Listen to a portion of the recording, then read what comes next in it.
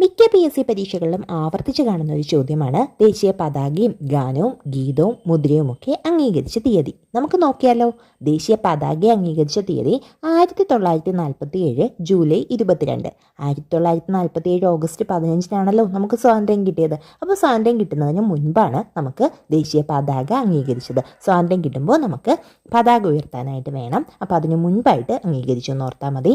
1947 July 22 അംഗീകരിച്ചത്. ദേശീയ ഗാനവും ഗീതവും അംഗീകരിച്ചത് ഒരേ ദിവസമാണ് 1950 ജനുവരി 24. 1950 ജനുവരി 26 ഇന്ത്യ റിപ്പബ്ലിക് ആവുന്നത്. അപ്പോൾ ഇന്ത്യ റിപ്പബ്ലിക് ആവുന്നതിന് 2 ദിവസം മുൻപാണ് ഗാനവും ഗീതവും അംഗീകരിച്ചത്. റിപ്പബ്ലിക് ആവുമ്പോൾ നമുക്ക് ദേശീയ ഗാനവും ദേശീയ ഗീതവും ആലപിക്കേണ്ടതുണ്ട്. അതിനായിട്ട് അംഗീകരിച്ചു എന്ന് ഓർത്താൽ മതി. ഇനി ദേശീയ മുദ്രയെ അംഗീകരിച്ച തീയതി ചോദിക്കുകയാണെങ്കിൽ 1950 ജനുവരി 26. 1950 ജനുവരി 26 പ്രത്യേകത എന്താണ്? ഇന്ത്യ റിപ്പബ്ലിക് ആയതാണ്. അതേ ദിവസം തന്നെയാണ് ദേശീയ മുദ്രയെ അംഗീകരിച്ചത്. ഇനി ശകവർഷത്തെ ദേശീയ കലണ്ടറായിട്ട് അംഗീകരിച്ച തീയതി ചോദിച്ചാൽ 1957 മാർച്ച് 22. ഒന്ന് പറഞ്ഞു നോക്കിക്കേ. ദേശീയ പതാക 1947 ജൂലൈ 22. ദേശീയ ഗാനവും ഗീതവും 1950 ജനുവരി 24. 1950 ജനുവരി 26 ദേശീയ മുദ്രയെ അംഗീകരിച്ചത്.